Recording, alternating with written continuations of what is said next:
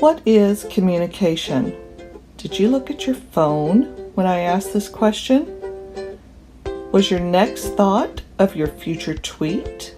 The dictionary defines communication as the imparting or exchanging of information or news.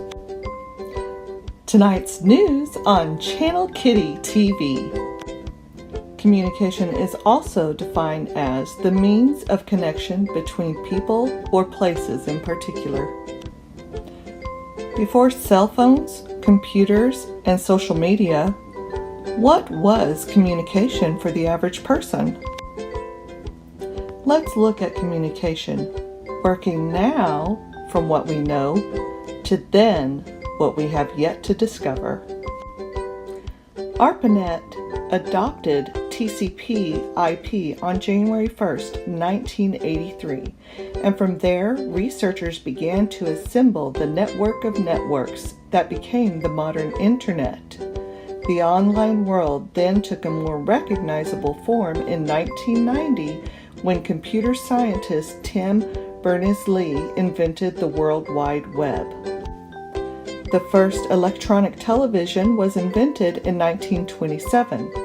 The world's first electronic television was created by a 21-year-old inventor named Philo Taylor Farnsworth.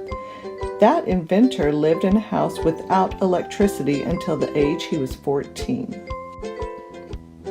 The first words ever spoken on the telephone were spoken by Alexander Graham Bell, the inventor of the telephone, when he made the first call on March 10, 1876, to his assistant Thomas Watson.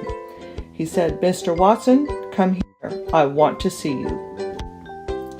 During the late 1800s, from about 1830 to 1860, the fastest form of communication was through the Pony Express or by telegraph.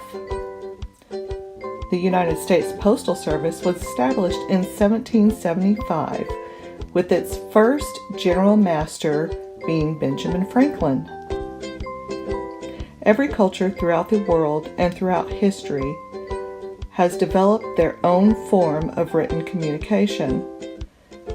We can even date back 30,000 years to when symbols were used to record information. Looking back through history, though, did they just write, or were there other ways that they communicated to one another?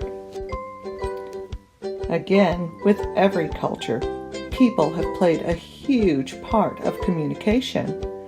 Popular in Europe during the Renaissance and Middle Ages, court gestures were a common form of communication. They were also found in other cultures such as China, Russia, Siam, Germany, and France. Even further back in history, we can look to ancient Greece and ancient Rome, where communication was conveyed through plays, stories, and songs.